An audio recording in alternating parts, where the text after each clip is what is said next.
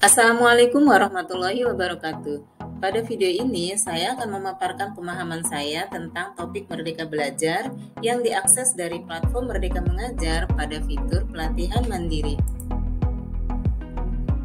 Modul ke-1, mengenali diri sebagai pendidik. Bagian pertama, mengenali diri dan peran kita sebagai pendidik.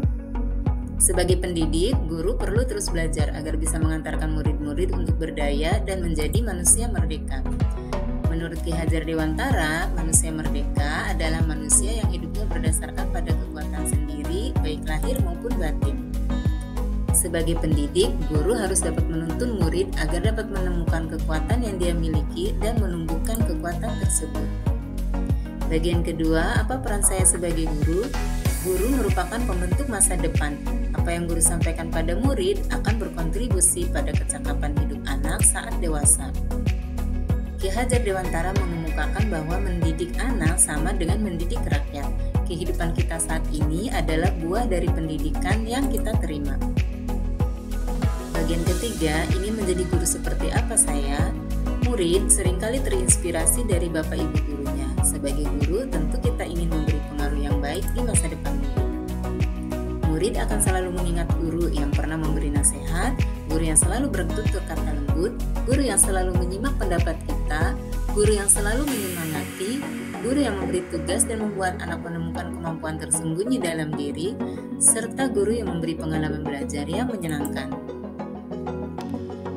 Menurut Ki Hajar Dewantara, pendidikan umumnya berarti segala daya dan upaya untuk mewujudkan bertumbuhnya budi pekerti atau karakter, pikiran atau intelektual, dan tubuh anak.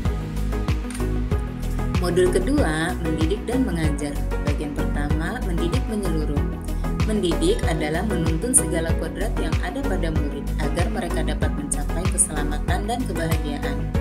Pendidikan tidak hanya berbentuk pengajaran yang memberikan pengetahuan kepada murid, tapi juga mendidik keterampilan berpikir, mengembangkan kecerdasan batin, sehingga murid dapat mencapai keselamatan dan kebahagiaan. Bagian kedua, pendidikan selama 1 abad. Seorang pendidik haruslah memiliki jiwa amung yang merupakan buah pemikiran Ki Hajar Dewantara yang masih relevan sampai dengan saat ini. Jiwa amung tersebut yaitu ing ngarsa sungtulodo atau memberi contoh yang baik, ing mandia mangunkarsa atau membangkitkan semangat, dan tuturi handayani atau memberikan dorongan dan menjadikan murid mandiri. Bagian ketiga, menjadi manusia secara utuh. Manusia memiliki 2 jenis kebutuhan dasar, yaitu kebutuhan lahir dan batin. Pendidikan seyogianya dapat memenuhi kebutuhan tersebut. Kebutuhan lahir yaitu kemampuan berpikir atau kognitif, dan kebutuhan batin yaitu sikap sosial, emosi, dan empati. Modul ketiga, mendampingi murid dengan utuh dan menyeluruh. Bagian pertama, kodrat murid. Pendidikan bergerak dinamis, menyesuaikan keadaan yang terus bergerak begitu cepat. Kodrat keadaan terdiri dari 2 hal, yaitu kodrat alam dan kodrat zaman. Kodrat alam adalah dasar pendidikan murid yang berkaitan dengan sifat dan bentuk lingkungan di mana mereka berada. Sedangkan kodrat zaman adalah dasar pendidikan murid yang sesuai dengan isi dan irama pendidikan bergerak mengikuti perkembangan zaman. Bagian kedua, trikon. Prinsip-prinsip dalam melakukan perubahan menurut Ki Hajar Dewantara disebut sebagai asas trikon, yaitu kontinu, konvergen, dan konsentris. Kontinu, yaitu kemajuan kebudayaan, merupakan keharusan lanjutan langsung dari kebudayaan sendiri. Konvergen, yaitu kebudayaan menuju arah kesatuan kebudayaan dunia atau kemanusiaan. Dan konsentris, yaitu kebudayaan harus merupakan karakteristik dan sifat kepribadian sendiri. Modul keempat, mendidik dan melatih kecerdasan budi pekerti. Bagian pertama, budi pekerti. Keluarga merupakan tempat utama yang paling baik dalam melatih karakter atau budi pekerti anak. Sekolah turut serta membantu murid untuk menemukan kecerdasan budi pekerti. Seseorang yang memiliki kecerdasan budi pekerti akan senantiasa memikirkan, merasakan, dan mempertimbangkan perilakunya. Bagian kedua, teori konvergensi dan pengaruh pendidikan. Teori konvergensi didasarkan pada 2 teori utama, yaitu teori tabula rasa dan teori negatif. Teori tabula rasa yaitu kodrat anak ibarat kertas kosong yang dapat diisi dan ditulis oleh pendidik. Teori negatif yaitu kodrat anak ibarat kertas yang sudah terisi penuh dengan berbagai macam coretan dan tulisan.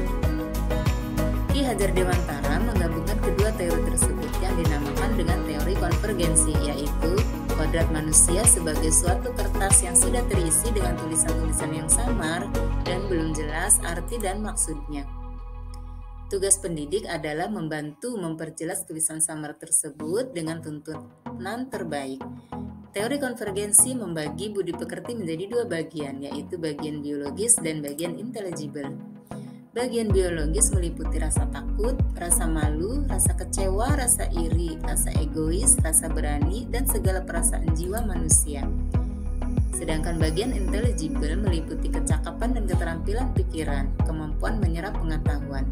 Bagian intelligible inilah yang dapat mengendalikan bagian biologis pada diri manusia. Modul kelima, pendidikan yang mengantarkan keselamatan dan kebahagiaan. Bagian pertama, selamat dan bahagia.